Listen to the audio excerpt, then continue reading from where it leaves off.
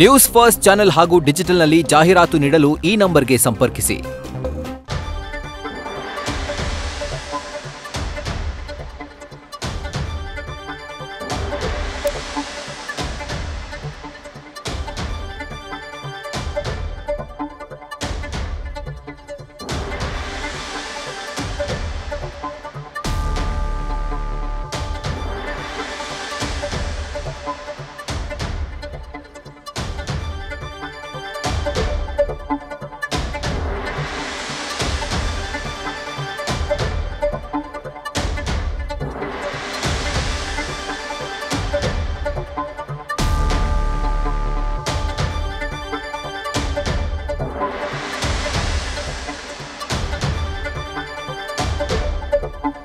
ನನಗೆ ಬದುಕೋದಕ್ಕೆ ಆಗ್ತಾ ಇಲ್ಲ, ನನಗೆ ವಿಷ ಕೊಡಿ ಅಂತ ನಟ ದರ್ಶನ್ ಕೋರ್ಟ್ನಲ್ಲಿ ಹೇಳಿದ್ದಾರೆ.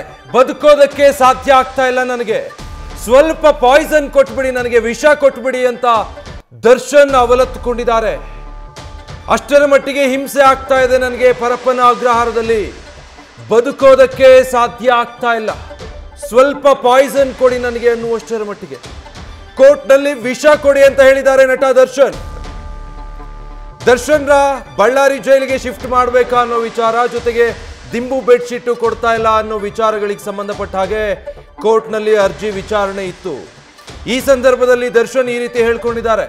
ಸಾಧ್ಯ ಆಗ್ತಾ ಇಲ್ಲ, ನನಗೆ ಜೈಲಲ್ಲಿ ಇರೋದಕ್ಕಾಗ್ತಾ ಇಲ್ಲ, ಬದುಕೋದಕ್ಕಾಗ್ತಾ ಇಲ್ಲ, ಇಲ್ಲಿ ಅಷ್ಟು ಕಷ್ಟ ಆಗ್ತಾ ಇದೆ, ನನಗೆ ಬದುಕೋದಕ್ಕೆ ಸಾಧ್ಯ ಆಗ್ತಾ ಇಲ್ಲ, ಸ್ವಲ್ಪ ಪಾಯ್ಸನ್ ಕೊಡಿ ಅಂತ ನಟ ದರ್ಶನ್ ಕೇಳಿದಾರಂತೆ.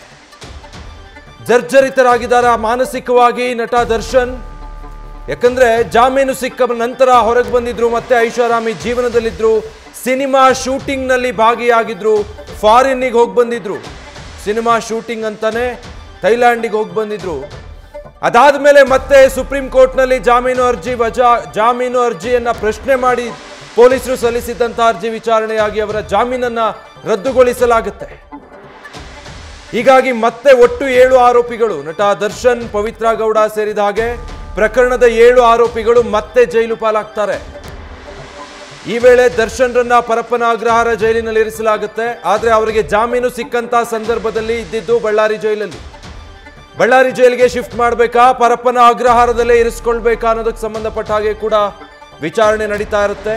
ಮತ್ತೆ ಈ ಪರಪ್ಪನ ಅಗ್ರಹಾರದಲ್ಲಿ ಇರೋ ಸಂದರ್ಭದಲ್ಲಿ ಕನಿಷ್ಠ ಸೌಲಭ್ಯವನ್ನು ಕೂಡ ಕೊಡ್ತಾ ಇಲ್ಲ. ಸಾಮಾನ್ಯ ಕೈದಿಗಳಿಗೆ ಅಥವಾ ವಿಚಾರಣಾಧೀನ ಕೈದಿಗಳಿಗೆ ಕನಿಷ್ಠ ಸೌಲಭ್ಯ ಏನಿರುತ್ತೆ ಅದನ್ನು ಕೂಡ ಕೊಡ್ತಾ ಇಲ್ಲ. ಕಾರಾಗೃಹದ ಸಿಬ್ಬಂದಿ ಹಿಂಸಿಸ್ತಾ ಇದ್ದಾರೆ, ಈ ರೀತಿಯಾದಂತಹ ಆರೋಪಗಳಿತ್ತು. ಅಧಿಕಾರಿ ದಯಾನಂದ್ ಅವರ ವಿರುದ್ಧವೂ ಕೂಡ ದರ್ಶನ್ರ ಪರ ವಕೀಲ ಸುನಿಲ್ ಈ ಹಿಂದಿನ ತಮ್ಮ ವಾದದ ಸಂದರ್ಭದಲ್ಲಿ ಉಲ್ಲೇಖ ಮಾಡಿದ್ರು. ಏನು ಜೈಲಿನ ವ್ಯವಸ್ಥೆಗಳಿರುತ್ತೆ ಆ ಸವಲತ್ತುಗಳನ್ನು ಕೂಡ ಕೊಡ್ತಾ ಇಲ್ಲ ನಮ್ಮ ಕಕ್ಷಿದಾರರಿಗೆ ಅಂತ ಹೇಳಿ ವಾದ ಮಾಡಿದ್ರು. ಈಗ ದರ್ಶನ್ ಆಡಿರುವಂತ ಮಾತು, ನನಗೆ ಬದುಕೋದಕ್ಕೆ ಆಗ್ತಾ ಇಲ್ಲ, ನನಗೆ ಸ್ವಲ್ಪ ಪಾಯ್ಸನ್ ಕೊಟ್ಬಿಡಿ, ವಿಷ ಕೊಟ್ಬಿಡಿ, ನನಗೆ ಈ ರೀತಿ ಬದುಕೋದಕ್ಕೆ ನನ್ನಿಂದ ಸಾಧ್ಯ ಆಗ್ತಾ ಇಲ್ಲ ಅಂತ ಕೇಳಿದ್ದಾರೆ. ಅಂದ್ರೆ ಎಂಥ ಪರಿಸ್ಥಿತಿಯಲ್ಲಿ ದಿನ ಕಳೀತಾ ಇದ್ದಾರೆ ದರ್ಶನ್ ಪರಪ್ಪನ ಅಗ್ರಹಾರದಲ್ಲಿ. ವಿಷ ಕೊಟ್ಬಿಡಿ ಅಂತ ಕೇಳ್ಕೊಳ್ಳೋ ಪರಿಸ್ಥಿತಿಗೆ ಬರ್ತಾರೆ ದರ್ಶನ್ ಅಂತ ಆದ್ರೆ ಎಂಥ ಪರಿಸ್ಥಿತಿಯಲ್ಲಿ ಇರಬೇಡ. ನಾನು ಬಿಸಿಲು ನೋಡಿನೇ ತುಂಬಾ ದಿನ ಆಯ್ತು, ಬಟ್ಟೆಗಳೆಲ್ಲ ವಾಸನೆ ಬರ್ತಾ ಇದೆ. ದರ್ಶನ್ ಹೇಳ್ಕೊಂಡಿರೋದಿದು, ಕೋರ್ಟ್ನಲ್ಲಿ ಸ್ವತಃ ದರ್ಶನ್ ಹೇಳ್ಕೊಂಡಿರುವಂತಹ ಮಾತುಗಳು. ಜೈಲಿನಲ್ಲಿ ಸೂಪರಿಂಟೆಂಡೆಂಟಿಗೆ ನಾನು ಸೂಚನೆ ಕೊಡ್ತೀನಿ ಅಂತ ಜಡ್ಜ್ ಹೇಳಿದಾರಂತೆ. ಕನಿಷ್ಠ ಕೈದಿಗಳಾದ್ರೂ ಕೂಡ, ವಿಚಾರಣಾಧೀನ ಕೈದಿಗಳಾದ್ರೂ ಕೂಡ ಕೆಲವೊಂದು ವ್ಯವಸ್ಥೆಗಳಿರುತ್ತೆ, ಕನಿಷ್ಠ ಸೌಕರ್ಯವಾದ್ರೂ ಇರಲೇಬೇಕು. ಶೌಚಕ್ಕೆ, ಸ್ನಾನಕ್ಕೆ, ಮಲಗೋ ವ್ಯವಸ್ಥೆ, ಆಹಾರ, ಇದಿಷ್ಟು ಮನುಷ್ಯನ ಬೇಸಿಕ್ಸ್. ಆದರೆ ನಾನು ಬಿಸಿಲನ್ನೇ ನೋಡಿ ಬಹಳ ದಿನ ಆಯಿತು ಅಂತ ಹೇಳಿದ್ದಾರೆ ದರ್ಶನ್. ಕತ್ತಲೆ ಕೋಣೆಯೊಳಗೆ ಜೀವನ ಕಳೆಯೋ ಹಾಗಾಗಿದೆ, ನನ್ನ ಬಟ್ಟೆಗಳೆಲ್ಲ ವಾಸನೆ ಬರ್ತಾ ಇದೆ, ಹಾಗೆ ಮಾಡೋದಕ್ಕಾಗೋದಿಲ್ಲ ಅಂತ ಹೇಳ್ತಾ ಇದ್ದಾರೆ ಜಡ್ಜ್. ಸಹಜವಾಗಿ ಅಂದರೆ ತಮ್ಮ ಪರಿಸ್ಥಿತಿ ಹೇಗಿದೆ ಅನ್ನೋದನ್ನು ವಿವರಿಸೋದಕ್ಕೆ, ಅವರ ಕಷ್ಟ ಏನು, ಎಷ್ಟು ಕಷ್ಟ ಆಗ್ತಾ ಇದೆ ತಮಗೆ ಅನ್ನೋದನ್ನು ಆ ರೀತಿ ಹೇಳ್ಕೊಂಡಿದ್ದಾರೆ ದರ್ಶನ್. ಬಟ್ ಒಬ್ಬ ನಟ ದರ್ಶನ್ ಈ ರೀತಿ ಹೇಳ್ಕೊಳ್ತಾರೆ ಅಂದರೆ, ಇದಕ್ಕೆ ಮುಂಚೆನೂ 6 ತಿಂಗಳು ಜೈಲಲ್ಲಿ ಇದ್ರು, ಆಗಲೂ ಸಾಕಷ್ಟು ಸಲ ಕೋರ್ಟ್ಗೆ ವಿಚಾರಣೆಗೆ ಹಾಜರಾಗಿದ್ರು. ಆದರೆ ಯಾವಾಗಲೂ ಈ ರೀತಿ ದರ್ಶನ್ ಹೇಳ್ಕೊಂಡಿರಲಿಲ್ಲ. ನನಗೆ ಬದುಕೋದಕ್ಕೆ ಆಗ್ತಾ ಇಲ್ಲ, ನನಗೆ ಸ್ವಲ್ಪ ವಿಷ ಕೊಟ್ಬಿಡಿ, ಪಾಯ್ಸನ್ ಕೊಟ್ಬಿಡಿ ಅಂತ ಹೇಳ್ಕೊಳ್ಳೋ ಮನಸ್ಥಿತಿಗೆ ಬಂದಿರಲಿಲ್ಲ. ಅಷ್ಟು ಕಷ್ಟ ಅಂತ ಅನಿಸಿರಲಿಲ್ಲ. ಆದರೆ ಈ ಸಲ ಸುಪ್ರೀಂ ಕೋರ್ಟ್ ಖಡಕ್ ಸೂಚನೆ ಕೊಟ್ಟಿತ್ತು.